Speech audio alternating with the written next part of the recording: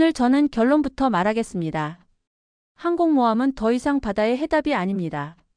남중국해에서의 연쇄적 사고는 우발이 아니라 징후이며 미국식 해양 패권이 의존해온 거함거포의 신화가 기술 경제인적 요인 앞에서 구조적으로 균열되고 있음을 보여줍니다. 그리고 이 균열의 틈에서 한국은 이미 다른 해답 작지만 빠르고 연결되고 지능화된 함대을 준비해 왔습니다. 이것이 우리에게 유리한 이유는 단순히 미국이 흔들리기 때문이 아니라 전쟁의 규칙 자체가 철의 규모에서 데이터의 지능으로 바뀌었기 때문입니다. 미 해군 항모전단의 사고를 소모적 해프닝으로 축소하는 시각이 있습니다. 그러나 군사 전략가는 이렇게 봅니다. 플랫폼의 실패는 곧 개념의 실패입니다. 항모 갑판 위에 한 대가 떨어졌다는 사실보다 무서운 것은 그 거대한 체계가 속도, 분산, 익명성이라는 21세기 전장의 3요소에 지속적으로 뒤처지고 있다는 점입니다. 드론 수험과 초음속 혹은 극초음속 대함미사일, 장거리 정밀표 정망 위성 ELINT, OSINT 융합은 13억 달러짜리 표적을 수백만 달러 이하의 투사비로 제압하는 현실을 만들었습니다. 비용, 교환비 카스트 익스체인지 레이시오가 이 정도로 벌어지면 항모는 전략 자산이 아니라 전략적 인질이 됩니다. 중국을 보십시오. 저는 중국 해군을 높이 평가하지 않습니다. 항공작전 지속능력, 함재기 운용률, EMALS 신뢰도, 함상 정비체계 어느 것 하나 서방 기준에 못 미칩니다. 그럼에도 불구하고 중국은 항모를 과시용으로 쓰면서 실제 억제는 AAD 접근 거부 지역 거부 체계로 구축합니다. 싸움은 싼 무기와 복합 센서망으로 하고 큰 배는 퍼레이드에 내보내는 것이죠. 저는 이 점을 비판합니다. 왜냐하면 중국은 싸움의 본질을 기술이 아닌 선전으로 오독하고 있기 때문입니다. 그러나 한편으로 우리는 배워야 합니다. 값싼 분산 전력의 조합이 거대 플랫폼을 압도하는 시대라는 사실 말입니다. 일본은 어떤가요? 일본은 F-35B 탑재 경항모 개조에 집착하지만 한반도 동중국해, 남중국해로 이어지는 초밀집 센서 사거리 속도 경쟁에 느린 갑판으로 대응하고 있습니다. 항모는 바다를 지배하는 듯 보이지만 사실상 적의 표적 지정을 유도하는 부표가 됩니다. 이제 한국의 해답을 분명히 하겠습니다. 우리는 작지만 영리한 함대로 이미 방향을 전환했습니다. KDDX 계열이 상징하듯 한국의 차세대 구축함은 깬 기반 다기능 레이더, 통합 전자전이 W, 스택 함대 지능식 AI과 무인수단 MUMT를 데이터 레벨에서 융합합니다. 중요한 포인트는 플랫폼이 아니라 네트워크입니다. 우리는 한 척의 슈퍼 갑판을 지키기 위해 다른 모든 전력을 희생하지 않습니다. 대신 여러 개의 지능 노드를 촘촘히 엮어 탐지 판단 교란 타격을 밀리초 단위로 순환시키는 구조를 만듭니다. 이 구조에서는 적이 어느 노드를 제거해도 체계 전체의 감도와 반응 속도가 유지됩니다. 살아남는 것은 크기나 장갑이 아니라 알고리즘의 회복 탄력성입니다. 여기서 우리는 미국, 중국, 일본과의 본질적 차이를 드러낼 수 있습니다. 미국은 여전히 항모 중심의 세력투사 교리에 자원을 묶어 놓았습니다. 중국은 대륙 연안, AAD 편중으로 원해 기동전의 학습을 늦추고 있습니다. 일본은 상징 자산 경항모과 동맹 연계에 기대 교리 혁신을 미루고 있죠. 반면 한국은 조선전자, AI 탄도 유도 무기를 수직 통합할 수 있는 거의 유일한 국가입니다. 함정은 한국이 만들고 레이더는 한국이 설계하며 전자전 라이브러리와 지휘 알고리즘을 한국이 통합하고 탄도와 추진기관까지도 문턱이약 국산화율을 밀어 올리는 나라 이게 한국입니다. 기술 공급망 교리를 하나의 문장으로 묶을 수 있는 나라가 승리합니다. 한국은 그 문장을 이미 말하기 시작했습니다. 일각에선 그래도 항모엔 항모가 답이라는 낭만을 말합니다. 저는 단호히 반대합니다. 항모는 정치의 무대장치로는 유용하지만 실전을 지배할 플랫폼은 아닙니다. 초연결 표적망 시대에는 노출 면적이 넓은 플랫폼이 가장 먼저 타격당합니다. 한국이 선택해야 할 것은 상징의 무게가 아니라 생존의 속도입니다. KDDX-2 차세대 한국형 대함 대지 복합 미사일, 해상 기반 LSAM 구상, 드론 USV, UV의 3중 분산 전력, 이것이 항모의 빈자리를 지능과 분산, 그리고 기동으로 대체하는 한국형 해답입니다. 또 하나 사람입니다. 항모는 수천 명의 승조원이 필요합니다. 인구 구조가 빠르게 노령화하는 동북아에서 사람을 먹는 플랫폼은 지속 가능하지 않습니다. 한국은 조선 자동화 소프트웨어의 결합으로 승조원 최소화 유지비 최적화를 달성해 왔습니다. 일본은 인력 충원에 이미 벽을 만났고 중국은 수량으로 밀어붙이지만 숙련 리텐션과 중간 관리층의 질에서 구조적 한계를 드러냅니다. 한국의 우월성은 크기가 아니라 정밀도와 숙련의 밀도, 그리고 그 숙련을 코드로 고정하는 능력입니다. 이것이 바로 인구절벽 시대의 해군 전력 설계입니다. 그래도 미국 항모전단의 항로를 누가 막을 수 있나? 라고 묻는 분들이 있습니다. 답은 간단합니다. 바다를 막는 것은 큰 배가 아니라 보이지 않는 신호들입니다. 스펙트럼을 점유하는 전자전, 링크를 교란하는 사이버, OSINT와 상용 위성을 엮는 타겟팅, 그리고 파도를 타고 스며드는 무인 전력의 군집. 이 모든 것을 한 나라가 끝단까지 스스로 묶어낼 수 있느냐가 관건입니다. 한국은 민간 오지육지 방산, 데이터링크 우주 정찰, 조선 전기추진, AI 스택을 끌어 하나의 직조물처럼 통합할 수 있는 거의 유일한 아시아 국가입니다. 중국은 양이 많지만 신뢰 가능한 표준과 상호 운용성에서 약하고, 일본은 표준은 촘촘하나 결정적 순간의 민첩성 속도가 떨어집니다. 한국은 민첩성과 표준의 접점을 만들어 온 드문 경험을 갖고 있습니다. 스마트폰에서, 반도체에서, 그리고 이제 바다에서. 여기까지를 정리합시다. 남중국해의 추락은 한 척의 불운이 아니라 한 시대의 파산입니다. 항공모함은 여전히 정치적 상징으로 유효할지 몰라도 실전의 경제학, 물리학, 인간공학 앞에서 설 자리를 잃고 있습니다. 한국은 그 공백을 분산지능 연결로 메웁니다. 그 결과 우리는 적은 비용으로 더 넓은 바다를 오래 지배할 수 있습니다. 이것이 한국의 이 변곡점에서 유리한 이유입니다. 우리는 누구보다 빨리 철의 군함을 데이터의 함대로 바꾸는 법을 배웠기 때문입니다. 끝으로 저는 단언합니다. 21세기 해양 우위는 갑판의 길이가 아니라 알고리즘의 반응 시간으로 결정됩니다. 남중국해에서 떨어진 것은 단지 항공기 2대가 아니라 20세기의 상징입니다. 그리고 동북아 한 구석에서 한국은 이미 새로운 상징을 만들고 있습니다. 보이지 않는 신호, 연결된 센서, 그리고 사람을 아끼는 전력 설계. 이것이 우리의 길이고, 이 길 위에서 한국은 더 이상 주변부가 아닙니다. 우리가 바다의 규칙을 다시 쓰고 있습니다. 남중국해 상공을 가르던 2대의 항공기가 같은 날, 같은 전단에서 추락했다는 것은 단순한 사고가 아닙니다. 그것은 세계 최강이라 불리던 항모전단의 안전신화가 무너졌음을 상징합니다. 13만 톤의 철개가 5만 해리 밖에서 작전을 펼치더라도 한 번의 시스템 오류와 인적 피로가 겹치면 순식간에 마비된다는 사실을 미국 스스로 입증해 버린 것이죠. 이것은 전쟁이 아니라 유지비와 구조의 전쟁, 피로와 오만의 전쟁입니다. 아무리 첨단 레이더와 전자전을 갖췄다 해도 필요한 인력과 낡은 문화가 결합하면 항모는 바다 위의 감옥이 됩니다. 문제는 구조입니다. 미 해군은 여전히 냉전기의 대형 플랫폼 중심주의에 사로잡혀 있습니다. 항모 한 척이 한 나라의 위상을 대변하던 시절의 사고방식 말입니다. 그러나 지금의 바다는 그러한 허세를 용납하지 않습니다. 극초음속 미사일 한 발이 수천억 달러의 자산을 무력화시키는 시대입니다.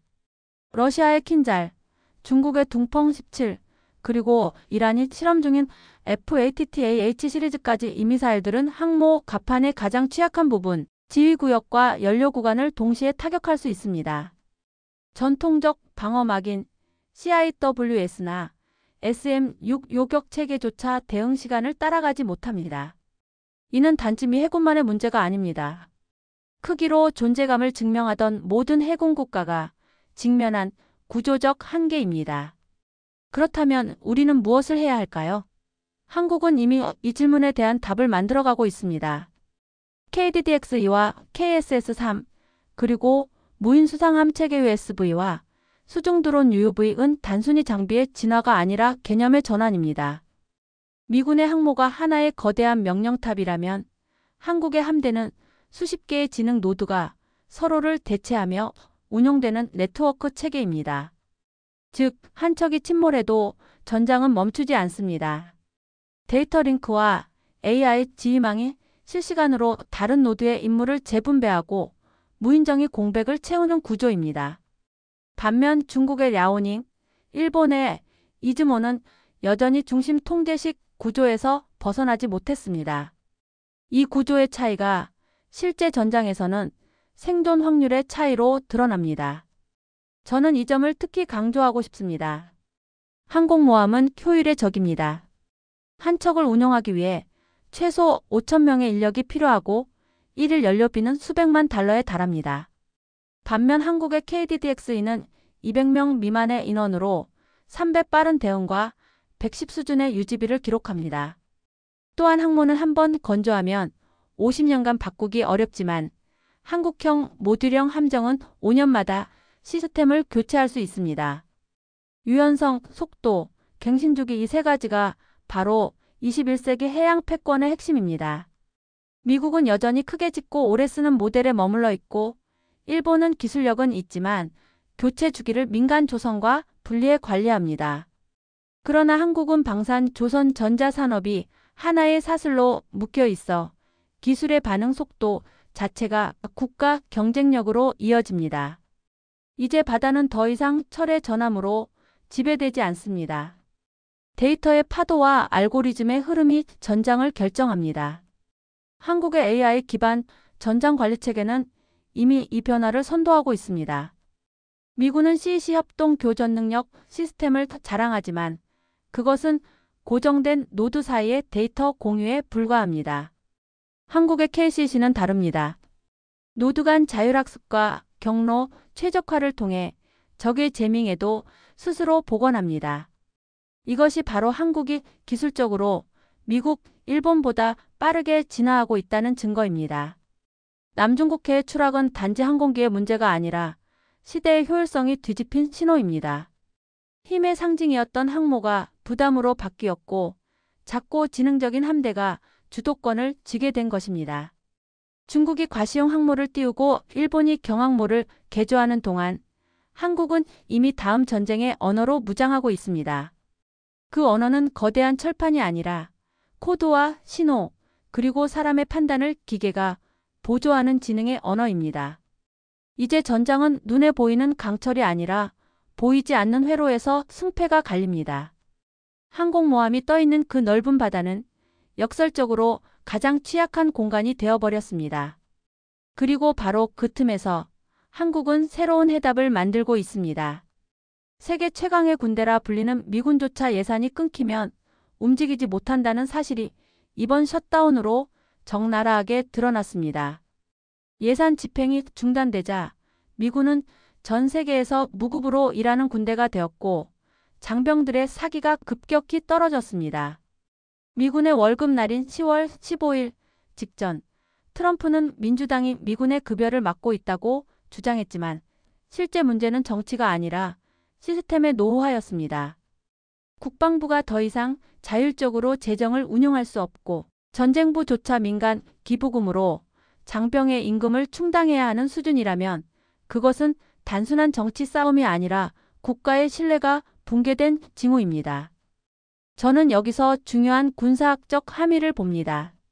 신뢰가 무너진 군대는 총을 쥔 민간인 집단과 다르지 않습니다. 조선 후기의 이모군란처럼 보수가 끊기면 충성심이 먼저 흔들립니다. 아무리 첨단 장비를 갖춰도 예산의 혈관이 막히면 전투력은 급속히 냉각됩니다. 미국은 그 사실을 알고도 외면하고 있습니다. 그들의 군사력은 기술의 문제이기 이전의 관리의 신뢰에 기반하고 있었는데 지금 그 기초가 무너지고 있습니다. 130만 명의 병력이 급여 없이 복무한다는 것은 단지 수치상의 사건이 아니라 세계 패권의 심장에 생긴 균열입니다. 이와 대비되는 나라는 한국입니다. 한국의 국방 예산은 GDP 대비 2.8% 수준으로 미국보다 낮지만 예산 집행의 효율성은 세계 최고에 속합니다. 왜냐하면 한국은 군산 항민의 연결이 빠르고 방산 기술이 국방 예산에 곧바로 환류되는 구조이기 때문입니다. 예산이 정체되는 미국과 달리 한국은 예산이 곧 연구비이자 산업자본으로 순환됩니다. 예를 들어 한화 LI 진엑스원 현대중공업이 개발하는 방산 기술은 동시에 민간 AI 센서 전력망 산업에 쓰입니다. 즉, 한국의 군비는 소비가 아니라 투자입니다. 반면 미국의 방산비는 고정비로 묶여 있으며 정치적 이해관계에 따라 낭비되는 비율이 30%를 넘습니다. 이 차이가 바로 전쟁의 효율, 나아가 국가의 지속력을 결정합니다. 더 심각한 문제는 신뢰의 방향성입니다. 미군은 이제 정부를 믿지 않는 군대가 되어가고 있습니다. 트럼프가 SNS에서 군인들의 급여를 내가 해결했다고 말했을 때 이는 일종의 정치적 모욕이었습니다. 군의 사기를 정치 캠페인의 도구로 삼은 셈이니까요. 그 결과 장병들은 더 이상 명령체계가 자신들을 보호하지 않는다고 느끼게 되었습니다. 이런 불신이 쌓이면 전장에서는 판단이 늦어지고 명령의 일관성이 사라집니다. 전쟁은 총탄보다 신뢰로 움직이는 조직입니다. 그 신뢰가 끊긴 군대는 아무리 첨단이라도 무너집니다. 반면 한국은 다릅니다. 한국의 장병들은 단기간 복무 제도 속에서도 정부의 책임성과 투명성을 체감합니다. 급여의 전자화, 복지체계의 자동화, 그리고 기술 기반의 병영관리 시스템은 세계적으로 모범 사례로 꼽힙니다. 그 위에 민간 방산기업과 국방부 간의 데이터 공유 체계가 정착되어 있어 예산 집행이 실시간으로 추적되고 있습니다. 다시 말해 한국군은 국가로부터 버림받을 수 있다는 불안이 없습니다. 이것은 단순한 행정의 문제를 넘어 국가와 군대 간의 신뢰를 자산화한 모델입니다. 이러한 차이는 위기 상황에서 더 극명하게 드러납니다. 미국 항모전단이 사고를 겪고 예산이 묶이는 동안 한국 해군은 KDDX와 KSS-3의 전투 시뮬레이션 데이터를 AI가 자동학습하여 즉시 다음 훈련에 반영합니다. 시스템이 끊기지 않는다는 것은 단순한 기술적 안정성이 아니라 신뢰의 자동화입니다. 한국은 신뢰를 정치적 약속이 아닌 기술적 확실성으로 전환시킨 나라입니다. 예산이 끊겨도 사람의 의지가 흔들려도 시스템이 작동하는 구조, 이것이 21세기형 군대의 조건입니다. 결국 남중국해의 추락은 단지 항공기의 문제가 아니라 국가 시스템의 피로와 불신이 낳은 결과였습니다. 군은 명령보다 신뢰로 움직이고 신뢰는 제도보다 효율로 유지됩니다. 그리고 그 효율을 기술로 완성한 나라가 바로 한국입니다. 미국이 여전히 정치의 늪에 빠져 있을 때 한국은 기술로 신뢰로 전투력을 만들어내고 있습니다. 남중국해에서 미군 항공기가 추락하자마자 중국 외교부는 신속히 반응했다. 미국이 요청한다면 인도주의적 협조를 하겠다. 이 한 문장은 외교적 수사처럼 들리지만 그 속엔 철저한 냉소가 깔려 있다. 중국은 이번 사고를 단순한 해난이 아닌 패권의 피로가 노출된 징후로 규정했다. 바다에서 무력을 과시하던 자들이 이제 구조를 요청하고 있다. 이 문장은 베이징의 대변인이 공식 회견장에서 남긴 멘트였지만 사실상 세계 언론을 향한 조롱이었다. 그러나 냉소의 미소 뒤에는 불안이 있었다. 왜냐하면 미국이 약해진다고 해서 중국이 강해지는 것은 아니기 때문이다. 중국의 항모 전력은 겉보기엔 성장하고 있다. 랴오닝 산둥에 이어 세 번째 항모 푸제남이 진수되었고 이들은 자력 항모 시대를 선언했다. 하지만 내부를 들여다보면 여전히 구식이다. 전자기식 이륙장치는 불안정하고 함재기 전환율은 40% 수준에 불과하다. 무엇보다 훈련된 조종사 인력이 부족하다. 미국의 항모 한 척에는 600명의 전문 조종사가 있지만 중국은 3척의 항모를 돌리면서도 그 절반에 못 미친다. 더 큰 문제는 문화다.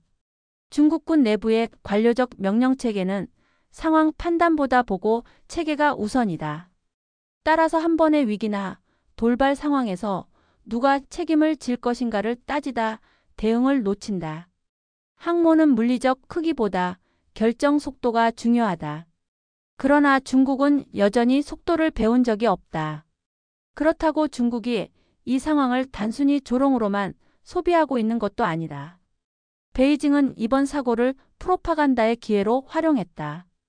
남중국해의 안전을 위협하는 것은 미국이라는 프레임을 확산시키며 주변국들 특히 필리핀과 말레이시아에게 중국의 질서에 협조하라는 압박을 가했다. 그러나 이 전략은 오래가지 못했다. 왜냐하면 주변국들은 이미 중국의 도움이 아니라 한국의 기술력에서 해양안보의 미래를 보고 있기 때문이다. 필리핀은 한국의 해성미사일을 도입하며 실질적 방어는 강요보다 신뢰에서 온다고 밝혔다.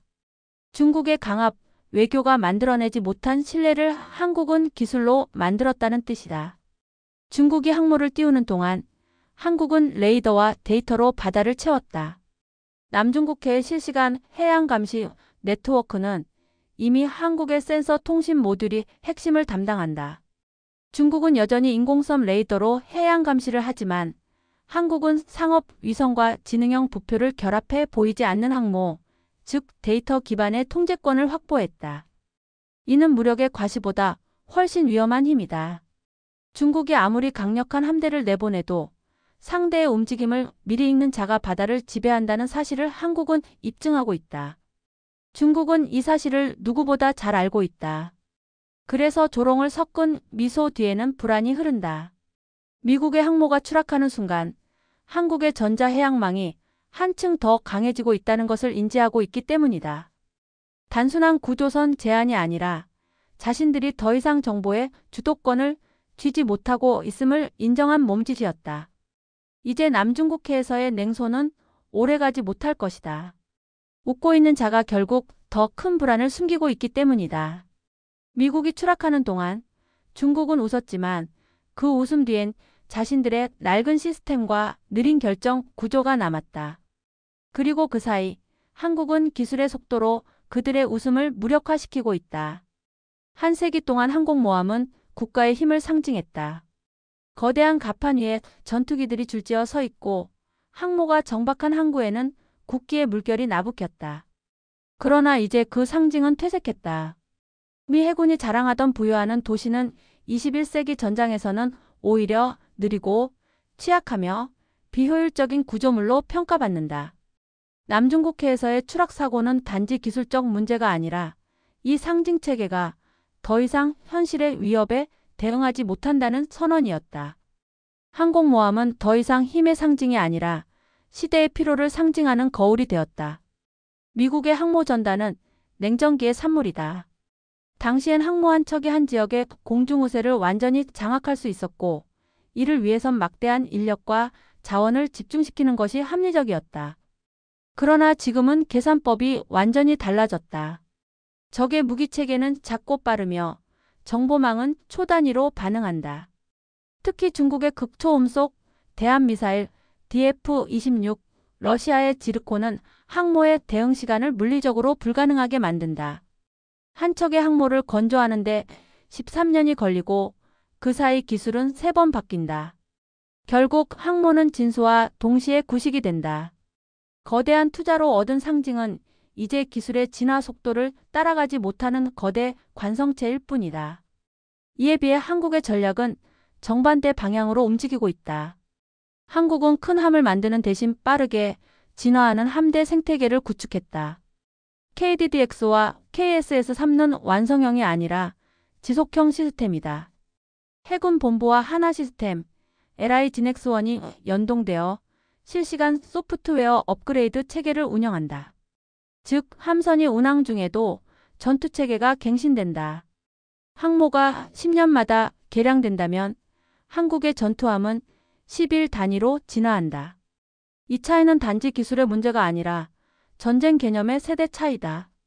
미국이 20세기적 거대주의에 머무른다면 한국은 21세기의 데이터 전쟁에 이미 발을 들였다. 일본 역시 미국의 길을 뒤따르고 있다. 그들은 경항모 이즈모를 개조하며 F-35B를 탑재할 준비를 하고 있지만 이는 실질적인 억제력 강화가 아니라 정치적 상징의 재현이다. 일본의 항모화는 기술의 진보가 아니라 미국의 과거를 복제하는 행위에 불과하다. 중국은 그보다 더 직접적이다. 푸젠함을 앞세워 해상 굴기를 선언했지만 실제 작전 능력은 미 해군과 비교조차 되지 않는다. 그들의 항모는 함재기 없는 항모에 가깝고 이는 속빈 강정의 상징 조작이다. 이처럼 세 나라는 모두 크기의 정치에 묶여 있다. 반면 한국은 크기보다 연결성, 속도, 효율성이라는 새로운 패러다임으로 이동하고 있다. 항모의 위용이 무너지는 또 다른 이유는 비용 대비 효율의 붕괴다.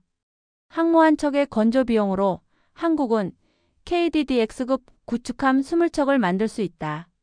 한 척이 침몰하면 수천억 달러와 수천 명의 인명이 사라지지만 분산형 함대는 손실을 분할한다. 한국의 해군 개념은 모듈화된 해양전이다. 즉, 하나의 거대한 중심을 두지 않고 다수의 센서와 무인체를 결합해 네트워크 전체를 하나의 함대로 작동시키는 방식이다.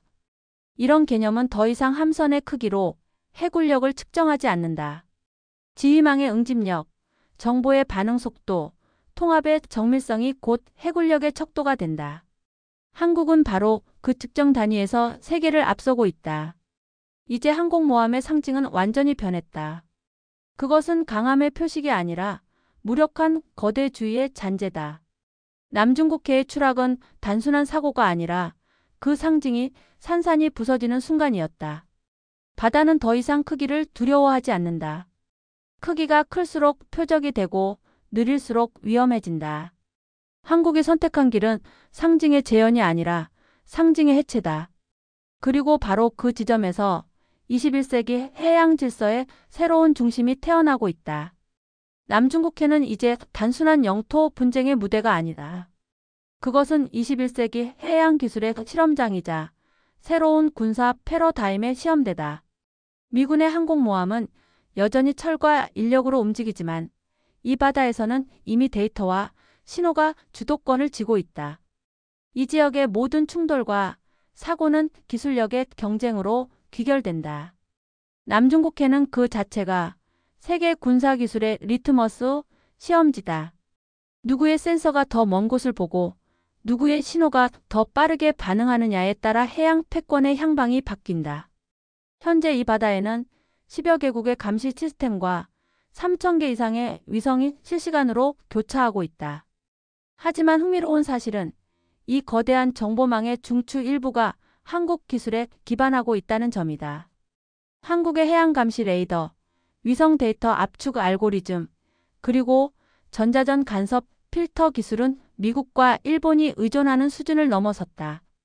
중국이 아무리 인공섬을 세워 감시망을 확장해도 위성 네트워크의 해석 능력과 AI 데이터 정제 수준에서 한국을 따라올 수 없다. 실제로 인도, 베트남, 필리핀은 한국산 감시 체계를 공동 도입하며 K 감시망을 구축 중이다.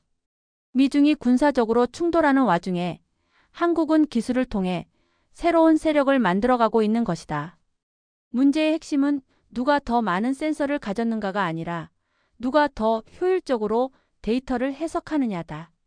미국은 여전히 인력 중심의 분석 시스템을 유지하고 중국은 방대한 데이터를 모으지만 필터링 능력이 부족하다. 그러나 한국은 완전히 다른 접근을 택했다. 민간 통신망과 군사 데이터망을 AI 기반의 통합 구조로 묶어 분석 자체를 자동화했다. 바다에서 발생하는 모든 신호 선박의 위치, 무선 교신, 기상 변화, 레이더 반사갑, 이 단일 서버를 거치지 않고 클라우드에서 동시에 연산된다. 즉, 신호의 중앙 집권을 포기하고 신호의 자율 분산을 택한 것이다. 이 시스템은 오류에 강하고 해킹에 유연하며 대응 속도에서 기존 체계의 2배를 자랑한다. 한국이 항공모함보다 데이터의 바다를 지배하는 이유가 여기에 있다. 중국은 이에 맞서 전자전 강화에 집중하고 있다. 남중국해의 인공섬에는 강력한 전파 교란기가 설치되어 있으며 이들은 미군의 통신을 차단하고 GPS 신호를 왜곡하려 한다. 하지만 이 전술은 오래가지 못한다. 전파 간섭이 심할수록 중국 스스로의 감시 능력도 떨어지기 때문이다. 반면 한국형 전자전 알고리즘은 지능형 간섭, 회피를 기반으로 한다. 한국은 다층 주파수 간섭을 감지하면 즉시 백업 대역으로 자동 이동하고 동시에 그 교란 패턴을 분석해 적의 전자전 장비를 역추적한다. 이 기술은 단순한 방어가 아니라 정보전에서의 역습 구조다. 미중이 교란과 차단의 전쟁을 벌일 때 한국은 그 데이터를 수집해 다음 대응 전략을 미리 계산한다. 이것이 바로 기술 패권의 숨은 지배자가 되는 방식이다. 이 흐름은 군사 기술뿐 아니라 해양 경제에서도 이어진다. 남중국해의 데이터 인프라 즉 해적, 케이블, 감시 부표, 해양 통신선의 40% 이상이 한국 기업이 납품한 기술로 만들어져 있다. 삼성전자의 고주파 통신 모듈, KT-SAT의 위성 전송망, 현대중공업의 자율항해, 소프트웨어는 군사 민간을 가리지 않고 표준으로 자리 잡았다. 이 말은 곧 전쟁이 벌어질 경우 모든 전파와 데이터의 흐름이 한국 기술을 경유하게 된다는 뜻이다. 과거엔 한포가 바다를 지배했지만 이제는 데이터망이 해양 주권을 결정한다. 이제 남중국해는 단순히 미중의 대립무대가 아니라 한국에게 기술의 전쟁터이자 산업의 실험장이 되었다. 이 바다의 전투 결과가 단순한 해전의 승패가 아니라 향후 30년간 세계 기술 패권의 방향을 결정한다. 그리고 지금 그 방향은 점점 한국을 향해 기울고 있다. 세계의 시선은 여전히 미국과 중국의 대립에 쏠려 있지만 정작 해양 기술의 진짜 주도권은 한국이 쥐기 시작했다. 후발주자라 불리던 한국은 단 한 번도 대양 해군을 운운하지 않았다. 대신 데이터를 수집하고 알고리즘을 개발하고 플랫폼을 지능화하는 방향으로 걸었다. 바다를 넓히는 대신 바다를 이해하는 쪽으로 접근한 것이다. 이 전략이야말로 남중국해에서 흔들리는 강대국들 사이에서 한국이 살아남고 더 나아가 규칙을 다시 쓰는 힘의 근원이다. 한국은 바다를 한 포의 사거리로 재단하지 않는다. 우리는 바다를 센서의 감도, 통신의 안정성, 그리고 지휘체계의 반응 속도로 분석한다. 미국은 항모 중심의 물리적 억제를 믿고 중국은 인공섬 중심의 영역 지배를 믿는다. 그러나 한국은 정보 우위에 기반한 상황 지배를 선택했다. 이미 KDDX 배치2는 AI 지휘 판단이 가능한 유일한 구축함으로 평가받고 있으며 KSS-3는 무인 잠수체계와 연동된 통합 네트워크를 완성했다. 이는 단순한 전투력 향상이 아니라 지휘 철학의 진화다. 싸움의 결과를 결정짓는 것은 무기보다 데이터 흐름이며 한국은 이 흐름을 완전히 장악할 준비를 끝냈다. 한국 해군의 전략 중심에는 다중분산 전력 멀티레이어, 디스트리뷰터드 플리트 개념이 있다. 이는 하나의 중심 명령이 아닌 수십 개의 자율 노드가 스스로 판단하고 협력하는 체계다. 미군은 여전히 중앙 집권식으로 전투를 수행한다. 지휘탑이 타격을 받으면 체계가 즉시 마비된다. 중국 역시 인공섬 사령부 중심의 지휘로 네트워크 전쟁에 취약하다. 그러나 한국의 지휘체계는 다르다. 모든 노드가 임시 사령부가 될 수 있다. 명령을 잃어도 판단은 남는 군대. 이것이 한국형 전장 구조의 본질이다. 이는 단순한 기술이 아니라 조직 철학의 혁명이다. 이 혁명은 산업 구조에서도 같은 방식으로 진행되고 있다. 조선소, 방산기업, 통신사, 그리고 AI 연구기관이 하나의 전장 시스템으로 통합되어 있다. 삼성의 반도체가 탐지 데이터를 처리하고 하나 시스템이 지휘 AI를 관리하며 현대중공업이 추진체와 함체를 연결한다. 하나의 전투 데이터가 한국의 세 산업 축을 동시에 움직이게 만드는 구조다. 이는 미국의 록히드 보잉 노스럽이 경쟁적으로 분리된 시스템과는 완전히 다르다. 한국은 경쟁이 아니라 통합의 산업 생태계를 통해 효율을 극대화했다. 후발주자였기에 가능한 선택이자 이제는 선도국조차 따라하기 어려운 구조다. 이런 전략적 접근 덕분에 한국은 해양에서 단 한 척의 항모 없이도 실질적 영향력을 확대하고 있다. 필리핀, 베트남은 한국의 해상 미사일과 감시 레이더를 도입하면서 K방산 연합망에 편입되었다. 심지어 인도네시아와 말레이시아도 한국의 AI 함정 관리체계 도입을 추진하고 있다. 이들은 미국의 방산 패키지보다 한국의 기술 협력 모델을 더 신뢰한다. 왜냐하면 한국은 무기를 판매하는 나라가 아니라 기술과 신뢰를 함께 이전하는 나라이기 때문이다. 이런 구조적 신뢰는 돈으로 살 수 없는 것이다. 결국 남중국해의 파도는 단순한 해류가 아니라 문명의 교체선이다. 미국은 여전히 철로, 중국은 인공섬으로, 일본은 기억으로 바다를 본다. 그러나 한국은 데이터로 바다를 읽는다. 그리고 그 데이터 속에서 우리는 이미 미래의 해양 질서를 설계하고 있다. 항공모함은 20세기의 신화였다. 제2차 세계대전 이후 바다 위의 도시로 불린 항모는 국가의 의지를 상징했다. 그것이 한 척 있느냐 없느냐가 곧 초강 대국과 중견국을 가르는 기준이었다. 그러나 그 신화가 지금 남중국해의 파도 속에서 산산이 부서지고 있다. 전장 환경은 이미 항모의 설계 철학 자체를 거부하기 시작했다. 항모의 크기, 속도, 항속거리는 의미가 없다. 지금 전쟁의 언어는 규모가 아니라 속도, 기동이 아니라 지능이다. 거함 거포주의의 시대가 끝나고 코드와 신호의 시대가 도래한 것이다. 항공모함의 최대 강점은 장거리 투사 능력이었다. 그러나 지금 그 기능은 무인항공기, 순항미사일, 그리고 인공지능 전술체계에 의해 완전히 대체되고 있다. 미군이 운용하는 FA-18F나 F-35C 전투기가 800km 반경에서 작전을 수행한다면 한국의 해성 3미사일은 그 2배 거리에서 목표를 정밀 타격한다. 그리고 그 유도는 인공위성이 아니라 AI가 분석한 전파 반사 패턴으로 이루어진다. 즉, 한국의 미사일 한 발이 미국의 함재기 편대보다 더 멀리, 더 빠르게, 더 정확하게 공격하는 시대가 된 것이다. 이처럼 항모의 상징적 우위는 이미 현실 기술 앞에서 붕괴되었다. 문제는 미국과 일본이 여전히 이 상징의 늪에서 빠져나오지 못하고 있다는 점이다. 미국은 예산이 없어도 항모를 만들고 일본은 필요가 없어도 경항모를 개조한다. 그것은 전략이 아니라 심리적 중독에 가깝다. 강대국의 상징을 버릴 수 없다는 집착, 그 오래된 무게가 국가의 발목을 잡고 있다. 중국 역시 같은 오류를 범하고 있다. 푸대남은 최신형이라지만 그 안의 운용 시스템은 여전히 소련식 중앙 집권형이다.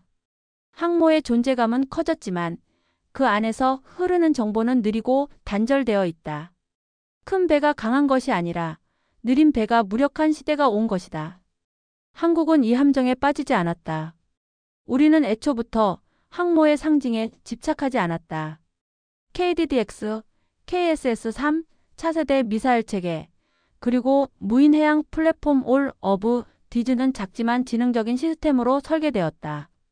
KDDX 배치 2의 전투체계는 레이더, 사격, 방공, 전자전이 한 개의 연산 클러스터에서 통합 운영되는 세계 최초의 구축함이다. 함상 AI는 상황을 스스로 판단하며 명령을 기다리지 않는다. 한국 해군의 함정은 더 이상 명령을 전달받는 기계가 아니라 상황을 스스로 해석하는 전자 생명체에 가깝다. 이러한 개념은 항모 중심의 전통적 교리를 완전히 무너뜨린다. 명령의 속도보다 인식의 속도가 빠른 함대, 그것이 바로 한국의 전략적 우위다. 항모의 종언은 단순히 기술적 문제로 끝나지 않는다. 그것은 국가의 사고방식이 바뀌어야 한다는 경고다. 항모 중심주의는 보여주기식 권력의 산물이다. 하지만 지금은 보이지 않는 기술이 실제 권력을 만든다. 한국은 이 보이지 않는 영역에서 세계의 질서를 다시 짜고 있다. 우리의 조선 기술은 배를 짓는 기술이 아니라 정보를 선체에 새기는 기술로 발전했다. 엔진의 출력을 높이는 대신 데이터의 처리 속도를 높였다. 함체는 더 작지만 두뇌는 더 빠르다. 이것이 한국이 보여주는 소형 고지능 전력의 핵심이며 바로 그 철학이 남중국해의 새로운 질서를 이끌고 있다. 지금 세계는 여전히 항모의 그림자 아래에서 살고 있다.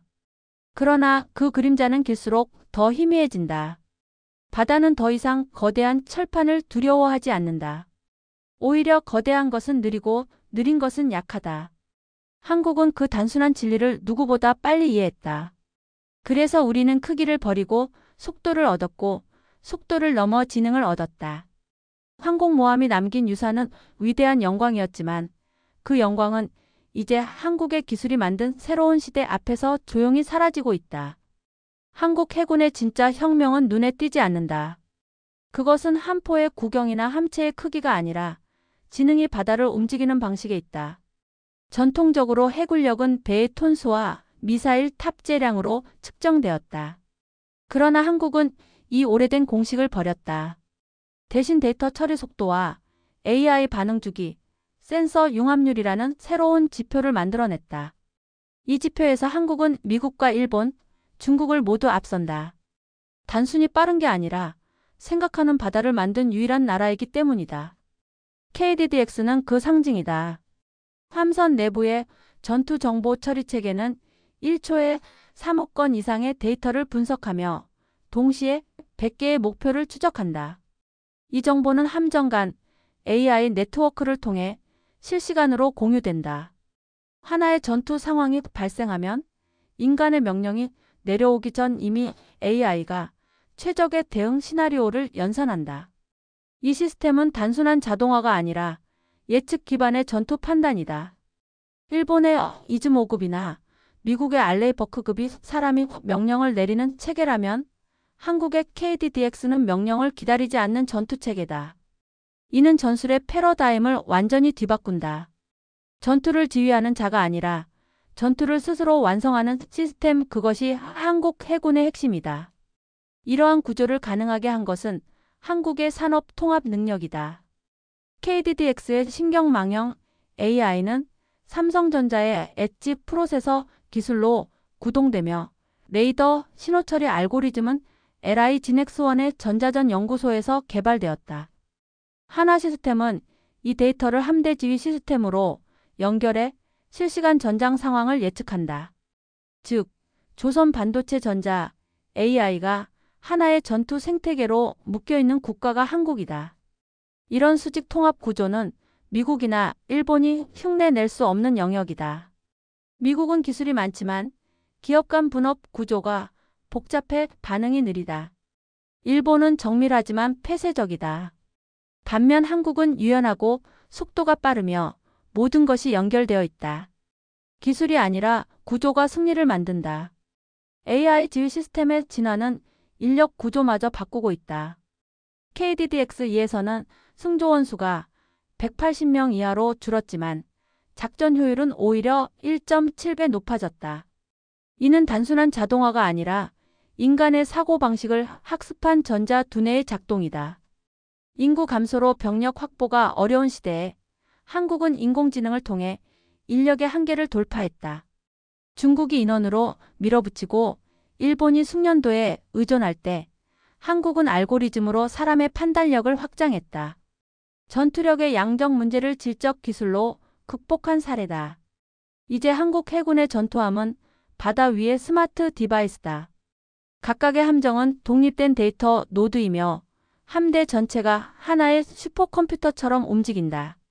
바다 위에서 수집된 정보가 AI 클라우드로 전송되고 위성 잠수정 무인기까지 통합된 데이터가 다시 피드백된다. 이런 순환형 전장 구조는 공격과 방어, 탐지와 회피가 동시에 일어난다. 즉, 한국 해군은 한 발의 명령으로 전투를 수행하는 것이 아니라 수천 개의 데이터가 실시간으로 판단을 내리는 함대를 운영하고 있다. 이 차이가 전투의 속도를 결정하고 그 속도가 생존을 결정한다. 한국의 모델은 이미 세계 해군 교리를 바꾸고 있다. 캐나다와 호주, 노르웨이 등은 한국의 K해전 네트워크를 자국 해군에 적용하려는 움직임을 보이고 있다. 과거에는 한국이 기술을 수입했지만 이제는 해전의 사고방식 자체를 수출하고 있다. 한국의 구축함이 단순한 무기가 아니라 전략적 사고의 플랫폼으로 평가받는 이유다. 거대한 철판 위에서 전투를 지휘하던 시대는 끝났다. 이제는 작은 함정의 연산 속도가 세계의 해양 질서를 결정하고 있다. 한국이 만든 작은 혁명은 이미 바다 위에서 조용히 현실이 되고 있다. 지금의 전쟁은 눈에 보이지 않는 속도 경쟁이다. 바다 위에 떠있는 함정보다 먼저 움직이는 것은 데이터의 흐름이다. 과거에는 군사력의 척도가 함선의 수나 미사일의 사거리였지만 이제는 데이터 전송 지연 시간과 AI 연산 주기가 전투의 승패를 좌우한다. 미군은 여전히 강철의 전쟁을 하고 있다. 거대한 항모와 순양함, 전 세계의 기지망을 자랑하지만 데이터의 순환 구조는 여전히 복잡하고 느리다. 전장 정보는 위성으로 전송되어 본토에서 분석되고 다시 함대에 전달된다. 반응 시간은 평균 4.2초. 그러나 한국의 해군 네트워크에서는 그 지연 시간이 0.8초 미만이다. 이 3초의 차이가 바로 살아남는 자와 격침되는 자를 가른다. 한국의 우위는 기술이 아니라 시스템의 단순함에서 온다. KDDX 배치 2와 KSS-3 그리고 LI 지넥스1의 AI 레이더망은 모두 같은 프로토콜을 사용한다. 데이터의 언어가 통일되어 있다는 뜻이다. 반면 미국은 각 군종과 계약사가 다른 프로토콜을 사용한다. 육군의 데이터는 보잉 시스템을, 해군은 로키드 시스템을, 공군은 레이시온을 거친다. 그 결과 정보는 연결되지 않는다. 정보의 부유층이 생기고 그 틈이 곧 공백이 된다. 한국은 이러한 비효율을 처음부터 설계해서 제거했다. 군사 네트워크를 국가 인프라의 일부로 보고 민간 통신망과 군용 데이터망을 하나로 통합했다. 육지 기반 저궤도, 위성망과 AI 예측 알고리즘이 결합하면서 한국은 데이터의 군사화가 아니라 군사의 데이터화를 실현했다. 중국은 반대로 접근한다. 인공섬과 해상기지에 수천 대의 감시 레이더를 배치하고 데이터를 중앙 집중식으로 수집한다. 하지만 이 구조는 양적 포화만 있을 뿐 질적 해석 능력이 없다. 정보가 너무 많아 스스로 판단하지 못하는 시스템, 그것이 중국식 전장 관리 체계의 실체다. 일본은 정반대다. 정밀하고 안정적이지만 결정이 느리다.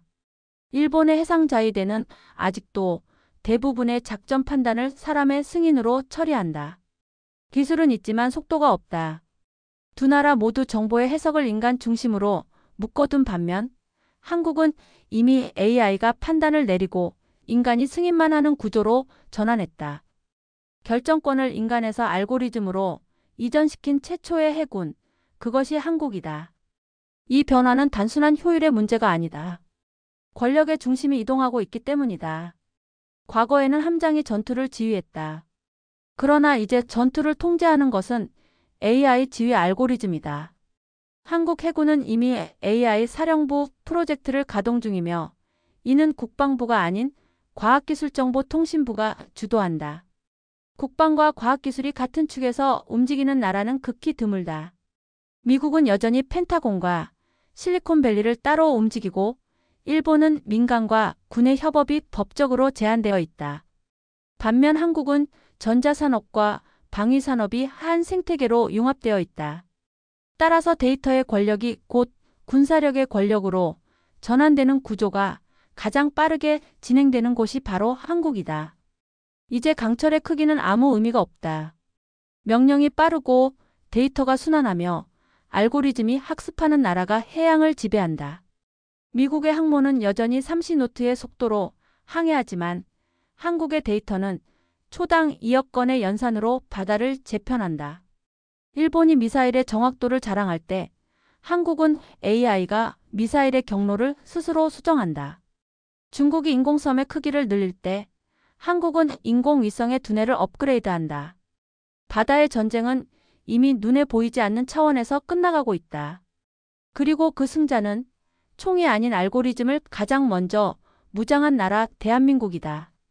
남중국해를 놓고 벌어지는 전쟁은 단순히 영토나 해상 통행의 문제가 아니다. 그것은 정보 해석력의 경쟁, 다시 말해 누가 바다를 읽을 수 있는가의 싸움이다. 바다는 언제나 모든 나라에게 동일한 정보를 제공한다. 그러나 그 정보를 어떻게 해석하느냐에 따라 결과는 완전히 달라진다. 미국은 여전히 레이더 반사각과 신호 세기를 기준으로 표적을 찾는다. 중국은 위성 영상과 감시선의 궤적을 결합해 위치를 추정한다. 일본은 정밀도와 정확도를 강조하며 데이터를 기록하는 데 집중한다. 하지만 한국은 그 셋과 다르다. 한국은 데이터를 읽는 것이 아니라 이해하는 것, 즉 의미를 추론하는 단계로 끌어올렸다. 이 차이는 작전 방식에서 극명하게 드러난다. 미군의 레이더가 발견을 한다면 한국의 AI 레이더는 판단을 한다. 목표가 실제 군사 위협인지, 단순한 교란체인지, 혹은 적의 의도적인 미끼인지 이 모든 걸 1초 안에 스스로 분석한다. 전통적인 군사정보 체계가 데이터를 보관하는 구조였다면 한국의 체계는 데이터를 사고하는 구조다. 이는 단순한 기술적 진보가 아니라 전장인식 철학의 차이다. 데이터는 많지만 의미가 없는 시대, 한국은 데이터를 해석할 줄 아는 사고하는 해군을 만들었다. 남중국해에서의 실시간 정보전에서도 그 우위가 입증되고 있다. 중국은 인공섬 10여 곳에서 감시 레이더를 가동하지만 그 데이터의 60%는 중복값이다. 반면 한국의 해상 감시망은 불필요한 신호를 0.3초 내에 걸러내고 단 하나의 유효 좌표만을 추출한다. 이 압축 효율은 세계 최고 수준으로 미국조차 자국의 통합 레이더 시스템보다 한국의 신호 처리 기술을 참고하고 있다. 일본은 여전히 데이터의 정확도에 집착해 실시간성이 떨어지고 중국은 데이터의 양을 늘리느라 신뢰도를 잃었다. 한국은 정확도, 속도, 신뢰성의 세 요소를 모두 통합한 유일한 모델을 운영 중이다. 이것이 바로 지능형 해석력이 만들어낸 전술적 우위다. 또 하나 중요한 포인트는 한국의 의미 네트워크 MEA에 냈다. 이는 단순한 해상 데이터 통합망이 아니라 정보 간의 인과관계를 학습하는 AI 구조다. 미군의 시사 ISR 시스템이 단방향 정보 전달이라면 한국의 MEAN 넷은 양방향 해석이다. 예를 들어 적의 항로 변화가 단순한 바람 때문인지 의도된 유인인지 혹은 GPS 교란의 결과인지까지 분석해 의도 점수를 매긴다. 한국 해군은 이제 데이터의 숫자가 아니라 적의 의도를 예측하는 해군으로 진화한 것이다. 바다를 단순히 감시하는 것이 아니라 적의 생각을 읽는 전쟁, 이것이 한국이 만들어낸 새로운 해양 전략의 본질이다. 이 차이는 동맹국들의 신뢰에도 반영된다. 캐나다와 노르웨이는 한국의 데이터 해석 알고리즘을 해군 훈련에 적용하기 시작했고, 필리핀은 자국 연안 감시 시스템의 AI 엔진을 한국에서 들여왔다. 미중의 해석 시스템이 군사 중심이라면 한국의 해석 모델은 군사와 민간을 통합한 개방형 구조다. 해양 데이터는 군이 독점하지 않고 상선 기상통신과 같은 민간 영역과 실시간으로 연결된다.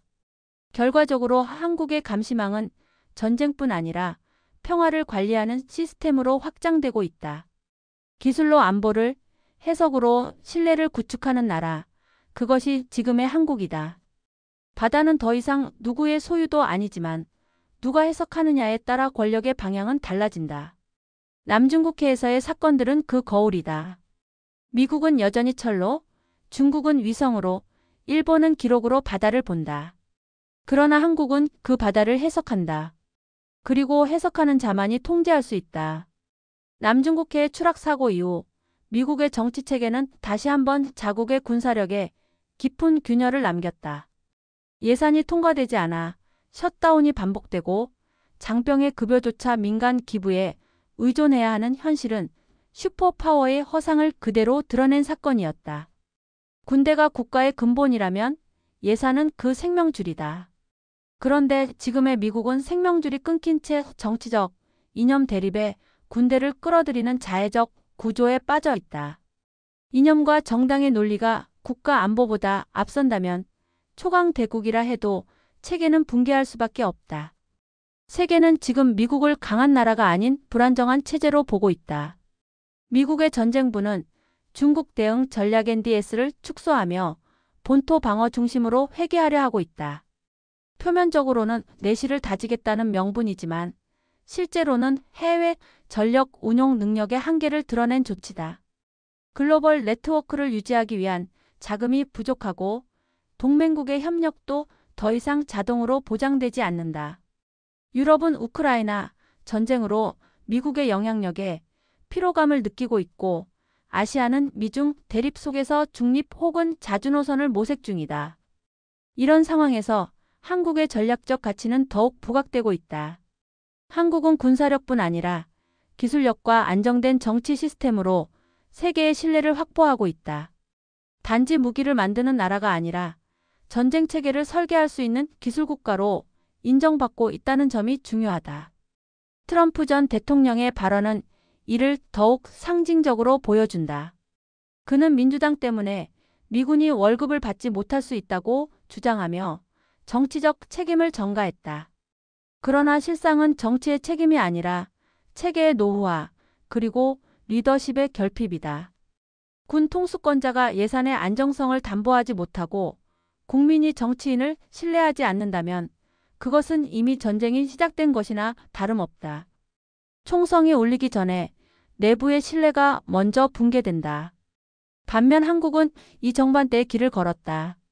정권이 바뀌어도 국방개혁과 기술 투자만큼은 초당적 합의로 유지된다.